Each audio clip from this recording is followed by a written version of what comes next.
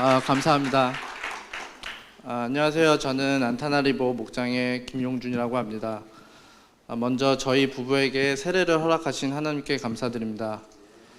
저는 3주 전이었던 예수영전 모임 이후에 세례식을 위해 기도로 준비하였습니다.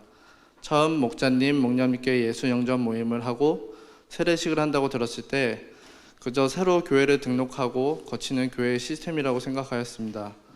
그 이유는 저도 신앙생활을 학창시절부터 해왔기 때문입니다. 저희 고모부님께서는 목사님이시고 저의 기도 배경이 되어주신 고모를 따라 교회를 처음 나가기 시작하였습니다. 어린 시절 부모님께서는 일을 하시느라 항상 바쁘셨고 늘 형과 보내는 시간 속에서 어린 나이에 보살핌과 관심을 받고 싶었던 것 같습니다. 그렇게 형을 따라 교회에 다녔고 부모님께서는 영접은 하셨지만 교회에 나가시지 않으셨고 현재까지도 하나님과 떨어져 지내고 계십니다. 그런 어린 시절 저의 갈급함이 제가 하나님을 더 의지하게 되는 계기가 되었는지 모릅니다. 고등학교 시절부터 군대에 가기 전까지 말씀을 사모하고 기도하며 신앙생활을 하였습니다. 교회 수련회, 학교 캠프, 그리고 전도 캠프까지 빠지지 않고 참석할 정도로 어느 누가 물어봐도 나는 하나님의 자녀라는 확신이 있었습니다. 하지만 군대에 가고 호주에 오면서 저의 신앙생활은 흔들리기 시작했습니다. 지금 와서 생각해보면 그 당시에 저의 신앙생활은 물론 성령 충만을 누리고 은혜와 감사를 누리는 삶이었지만 현실을 도피하고자 했던 나의 열심이었구나라고 깨달았습니다. 대화가 없는 가족 사이에서 혼자 살아남기 위한 몸부림이 아니었을까라는 생각이 들었습니다. 부모님의 잦은 싸움과 그 모습을 지겨워하던 형과 나 그저 그 현실에서 도피하고 싶음에 하나님을 찾은 거였습니다. 예전에 어떤 메시지를 들은 적이 있습니다. 하나님과 나의 관계는 1대1 신앙이라고 합니다. 어떤 누구도 나 대신에 하나님과 이어줄 수 없기에 내가 먼저 살아야 다른 사람도 살릴 수 있다고 했습니다. 그래서였을까요? 저는 저희 가족을 위해 기도한 대신 저만을 위해 기도하며 살았습니다. 호주에 와서도 저의 잘못된 신앙관, 기도관이 제 중심이 되었고 저도 모르게 모든 우선순위에서 하나님이 아닌 제 자신을 먼저 올려놓았습니다. 공부를 하고 직장을 얻어 일을 하며 사람들에게 인정을 받을 때 이 모든 것이 제가 이룬 것이라 생각하였습니다. 하지만 크리스찬이기에 사람들이 물어보면 다 하나님께서 저를 인도하시고 은혜 주셨다고 말을 하고 다녔습니다. 이렇게 가족에서의 나, 교회 생활 속에서 나, 제가 속한 현장 속에서 나, 여러 가지의 가면을 써가면서 제가 누구인지 모를 정도로 생활을 하였습니다. 그러던 중 교회에서 지금의 아내를 만났습니다. 그 당시 제가 느끼기에 저와 다르게 진실된 사람이었습니다. 다른 누군가에게 보여주기가 아닌 자기 자신을 위하고 하나님께 참된 감사를 드릴 줄 아는 사람이었습니다. 어려서부터의 저의 불안함, 갈급함 때문이었을까요? 이 영적 문제 때문에 저와 다른 아내를 봤을 때 가정을 꾸리고 싶었습니다. 어려서부터 저는 배우자를 놓고 오랫동안 기도해왔는데 그 기도 응답을 받은 것 같았습니다. 그렇게 만난 지 6개월 만에 청혼을 하고 26이라는 어린 나이에 결혼을 하였습니다. 하나님께서 사랑스러운 아이를 선물로 주셨고 내년이면 결혼 10년 차가 됩니다. 저희 부부도 행복한 순간이 많았고 어느 부부처럼 갈등도 많이 있었습니다. 배우자에 대한 기도만 있었지 결혼에 대한 아무런 준비가 되지 않은 저였기 때문이었습니다. 게다가 제 인생에서 제가 1순위였기 때문에 아마 제가 아내와 아이를 외롭게 하며 힘들게 했을지도 모릅니다. 제 직업 특성상 보통 주일에 일을 하였고 또 코로나 이후로는 더욱더 주일을 지킬 수가 없는 환경이 되었습니다. 그래서 자연스레 교회는 기회가 되면 나가는 곳이 되었고 점차 하나님과 멀어졌습니다. 그러던 중 제 아내에게 큰 아픔이 찾아왔습니다. 원래 안 좋은 일은 한 번에 온다고 하지요. 코로나로 한국을 방문하기 못하던 시절에 아버지와 장모님께서 각각 암이 생기셨고 또 아내는 직장에서 일을 하던 중 다치게 되었습니다. 아내가 사고로 인해 생긴 공황장애와 PTSD로 쓰러지고 저희 가족은 예전 같은 생활을 할 수 없었습니다. 아내는 기존에 해왔던 아내와 엄마의 역할을 제대로 하지 못하게 되었고 어둠 속에서 홀로 울기만 했습니다. 그러나 너무 힘든 아내와 한국의 제 가족들을 보면서도 저는 아무것도 할 수 없었습니다. 제 자신이 무능력하게 느껴졌고 하나님께 기도조차 하지 못하는 힘든 나날들이 이어졌습니다. 아내는 절망 속에서 하나님을 떠나 있었고 저 또한 이 가정을 이끄는 가장으로서 아무것도 하지 못하는 상황에 자책만 하였습니다. 그렇게 무기력한 1년이 넘는 시간을 보내던 중 저 또한 일을 하면서 손목을 크게 다치게 되었습니다. 그렇게 저희 부부가 아무것도 생각할 수 없었고 갈급했던 이 시기에 하나님께서는 저희에게 만남의 축복을 주셨습니다. 지난주 간증에서도 등장하셨던 이규영 집사님을 통해 아내가 처음으로 목장 모임에 참석하게 된 것입니다.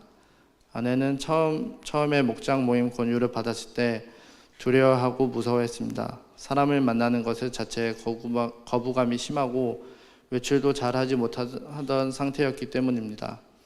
아내가 힘들어하는 모습을 보면서 저는 아내에게 아직 준비가 되지 않았다면 억지로 가지 않아도 된다고 하였습니다. 그렇게 몇 달 아내가 참석했다가 또 힘들면 못 나갔다가 하던 시간이 흘렀고 그 사이에 아내는 많이 울고 고민하고 기도하였습니다. 저도 그 모습을 보며 하나님이 계획하신 대로 아내를 이끌어 달라고 했습니다.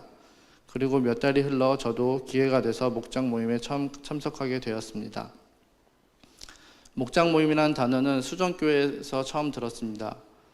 여러분도 아시다시피 많은 교회들이 그냥 주일에 예배를 드리고 헤어지듯 하는 간단한 시스템이 있습니다. 그런데 수정교회에서는 예배도 드리고 목장 모임도 참여해야 한다고 했습니다. 내성적인 성격인 저에게는 사실 처음 보는 사람들과 식사를 하고 대화를 나눈 것이 큰 부담이었습니다. 하지만 아내가 조심스럽게 같이 가자고 이야기를 하고 저희 아이가 행복해하는 모습을 보고 처음 목장 모임에 참석하게 되었고 그 모임을 통해 목녀님, 목장 아이들의 순수하게 기도하는 모습을 보고 교회에 나가고 싶은 마음이 생겼습니다. 처음 수정교회에 나갔을 때는 그날은 공휴일이었습니다. 그래서 직장에 나가지 않고 교회에 아내와 아이를 데리고 처음 출석하였습니다. 그날 하나님께서 목사님을 통해 주셨던 말씀이 기억납니다. 제가 수정교회에서 첫 들은 주일 말씀은 어둠에서 빛 가운데로 라는 말씀이었습니다. 4년이라는 시간을 여러 힘든 개인적인 상황과 직장의 사정 때문에 교회를 멀리 해왔는데 오랜만에 나온 교회에서 들은 이 메시지가 제 마음을 두드리는 것 같았습니다. 말씀을 듣고 기도하고 싶다는 생각이 들어 말씀을 적고 있는데 아내가 옆에서 눈물을 흘리고 있었습니다. 아내가 공황 발작이 다시 온 줄 알고 도와주려고 하는데 아내가 말했습니다. 하나님이 자기를 기다려 오신 것 같다고 목사님의 말씀을 통해서 나에게 위로를 주셨다고 했습니다. 아내가 용기를 내서 어두운 방에서 나오려고 하는 것 같았습니다. 저 역시 그동안 눈이 가려워져 어둠 속에 살아왔던 제 삶이 스쳐 지나갔습니다. 이렇게 살면 이 세상은 어둠뿐이야. 하나님이 말씀의 지도 삼아 빛 가운데로 나가야 해. 이런 생각이 들었습니다. 이 말씀을 저희에게 주시려고 하나님께서 먼저 준비하셨구나라는 것이 깨달아졌습니다. 그리고 며칠 뒤 놀랍게도 목요일에서 일요일까지 일하던 제 출근 날이 수요일에서 토요일까지 일하는 스케줄로 변하게 되었습니다. 하나님께서 저와 제 아내, 아이를 살리시려고 하시는구나. 다시 말씀 속으로, 기도 속으로 들어오게 하기 위해 하나님께서 이 모든 것을 허락하셨구나라고 깨달았습니다.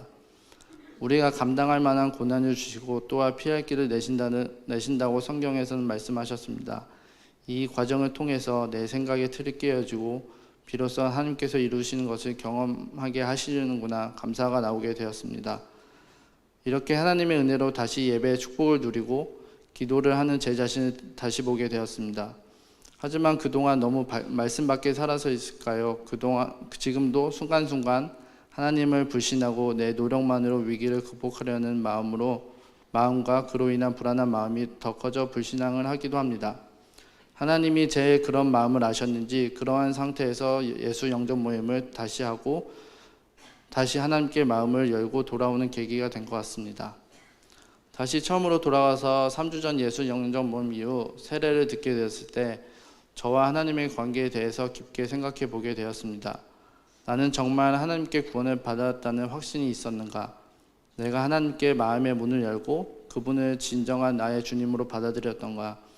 단지 혼자 세례를 받는 아내의 불안함을 도와주기 위해 또 목장 식구들의 바램과 시선 때문에 다른 가면을 쓰고 제가 세례를 받아야 하는 것인가?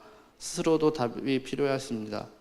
기도를 하면서 하나님께서 목사님을 통해 주셨던 그 주일날 말씀을 붙잡게 되었습니다. 하나님께서는 저를 빛의 자녀로 이 호주 땅에 부르셨는데 저는 그동안 하나님이 원하시는 삶을 살지 않았구나. 오직 하나님의 은혜로 내가 하나님의 자녀 되는 축복을 받았는데 나의 복음이 희미하니까 내 생각, 내 능력으로 여기까지 왔다는 착각 속에 살았구나라고 깨달았습니다. 목사님 말씀처럼 복음 있는 자는 다시 돌이킬 필요가 있다는 것을 깨달았습니다.